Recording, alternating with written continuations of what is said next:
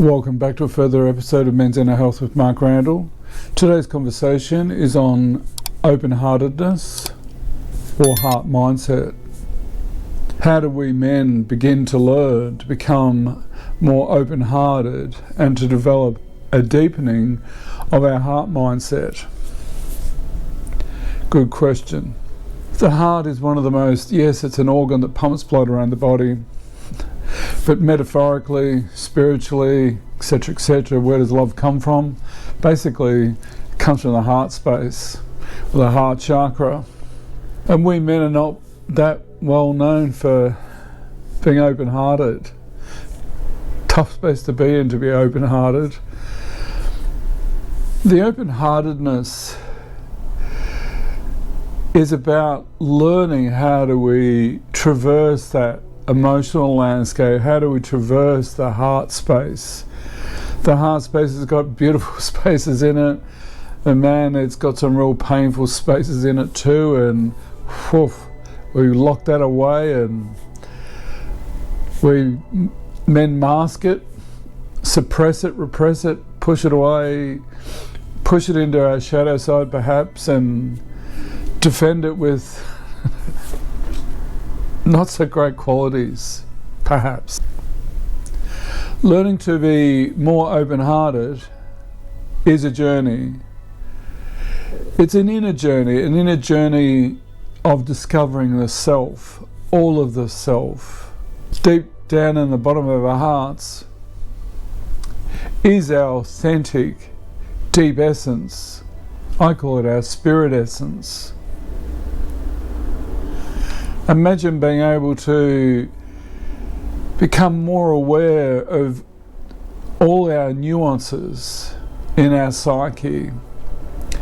Imagine being able to have the ability to drop into your spiritual resilience. That spiritual resilience reminds me, in the 12-step movement they use, I think it's the serenity prayer. Grant me the serenity to accept the things I cannot change, the courage to change the things I can, and the wisdom to know the difference. There are many things in life that we cannot change. Being open-hearted is our natural ability to naturally process the positive emotions, the positive experiences of life, but also strengthen our resolve to deep dive into the not so pleasant emotions that we experience in our lives. Those emotions, disappointment, loss of a loved one, loss of a job, loss of a relationship, you name it, there is a truckload of them. They're not easy spaces to traverse or navigate. I sometimes wonder whether they're a lot harder for us men to navigate because historically we've been socially conditioned to suppress and bottle everything up. And we don't become that open-hearted. We tend to rely on the overthinking, overanalyzing, the 2 + 2 = 4 brain. Being open-hearted is a beautiful thing. It's a beautiful space. And yeah, in our heart there is the vulnerability that I've spoken about in other episodes, and I will continue to talk about vulnerability. Vulnerability is a necessary part of our humanness. It's not a weakness. It's just a natural, innate part of our humanness. The more we learn to process, hold and soothe, or empower that vulnerability, is that our spiritual resilience? I believe it is. Learning to hold the fragility, the emotional fragility within ourselves. Learning to process the emotional pain when we lose a loved one. a mother, father, a child, a friend, aunt, uncle. That loss hurts. And there's theory to say that when we lose a loved one, we never fully grieve, we just learn to live with it. One of the mottos of this channel is feel it to heal it. Being open-hearted deepens the connection to ourself, first and foremost. Being open-hearted enables us to soften, open up our love channels to ourselves, to others, and all that is. When do we open up our love channels to ourselves? We don't very often do that. We run around with this macho, and I'm going to take the mickey out of it. You know, we run around with our macho ego, and you know, how often is our ego humble? Yes, it does have humility. But our ego does struggle with powerlessness and helplessness. That's our ego side. But our authentic, open-hearted, authentic self, our spiritual essence, our spirituality, it's a divine energy, a really powerful energy. And as you get used to the conversations on this channel, I will be talking about energies. A lot of our energy is non-verbal.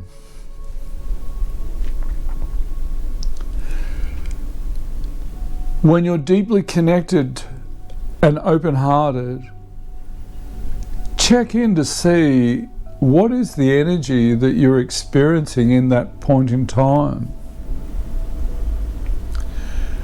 Could that energy, in your deep open-heartedness, in your spiritual resilience, could that be a deep universal flow of unconditional love? You know, maybe we've tapped into deeper essences of self. And the more we are open-hearted, what energy is flowing out of your deep open-heartedness?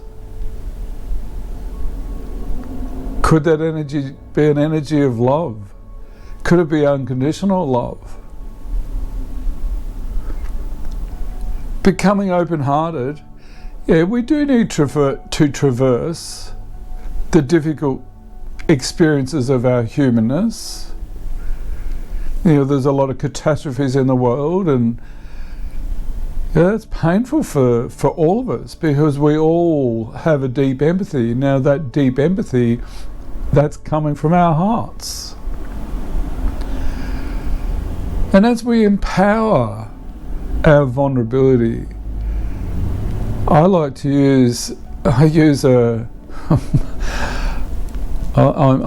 laughing because I mix things around. For me, in the journey of my self-development and growth over the years, by coming into my heart and facing my shadow and processing a lot of the pain and trauma in my shadow, it's given me peace of heart. And with peace of heart comes peace of mind. What it also adds to the peace of mind is a long-term practice of meditation daily. What's helped heal and facing that shadow is by going in and processing all the old traumas, all the old wounds that, don't want to, you know, we just don't want to go there. It's like, that's another lifetime, let's just park that and never ever. But that's our shadow. We push it into the shadow, we disown it. And as Carl Jung said, that the subconscious is always trying to become conscious through our lives. And it does take a lot of courage. And it's not an easy journey to, it's like Dante's Inferno, it's the hell of, But the more we have the courage to be open-hearted and process those parts of ourselves that have been deeply wounded, is a gift. We're healing it. We're giving to it what it didn't get back then. And energetically and spiritually, we're giving to it now. Deep down in that void, there can sometimes never be enough love. Our partners can only love us to the best of their ability. Our children can only love us to the best of their ability. Our family and friends, and there's, we can be well loved, but deep down we may not be able to feel that within ourselves. We may not be able to connect to that within ourselves. But by beginning to open our hearts, what a gift. How do we men begin to change this old masculine narrative of stoic-y, strong, our spiritual resilience? Maybe that's a metaphor I've used before, the spirit warrior that exists within.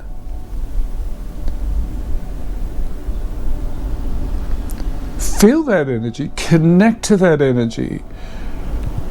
Stop overanalyzing everything in your life.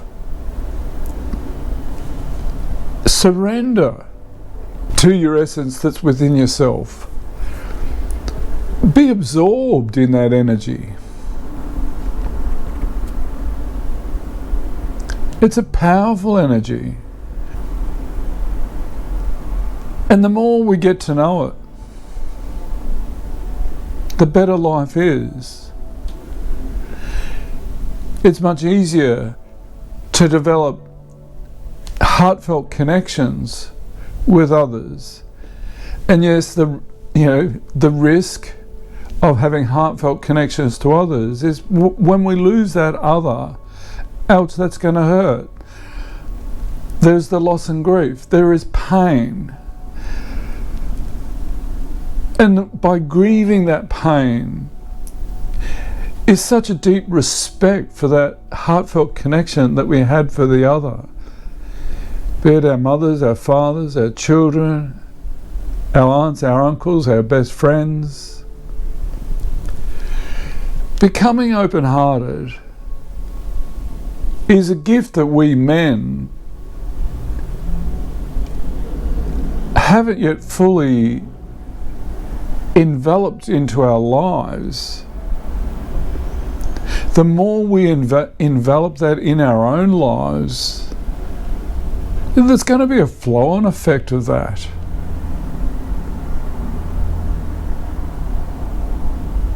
And that flow-on effect, if you're resonating a deep, beautiful open-heartedness, and that's flowing out of your system, energetically flowing, what's that energy? Universally, what might that energy attract back to you?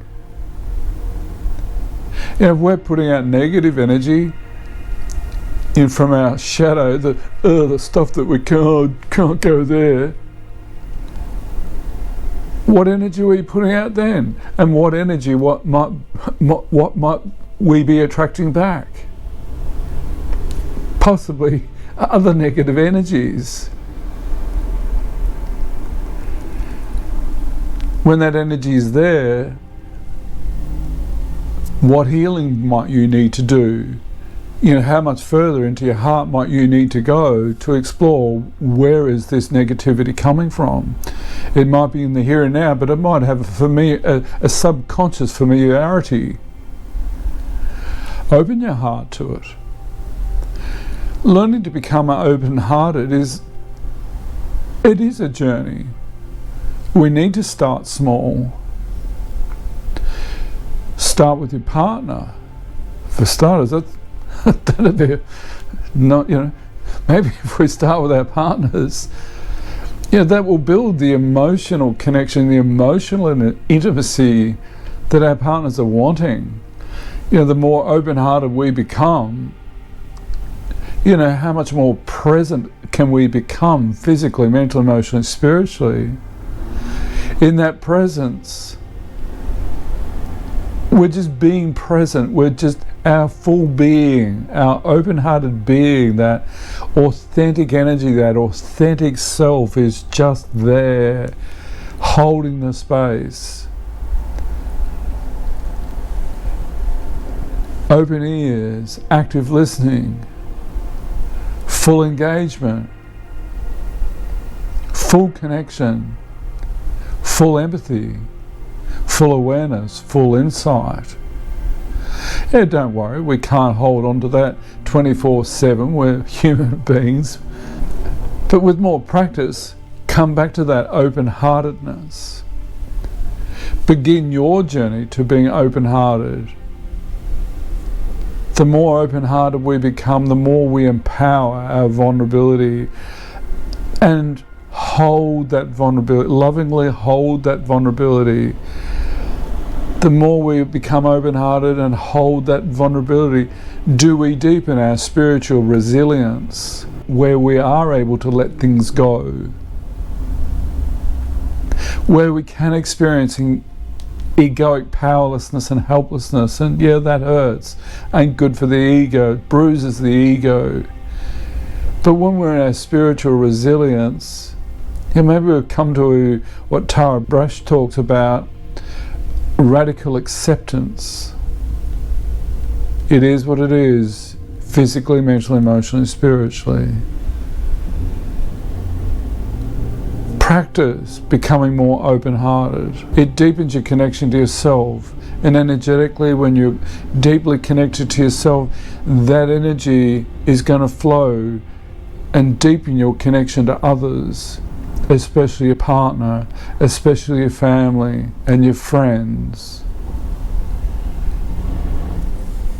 Be gentle and enjoy.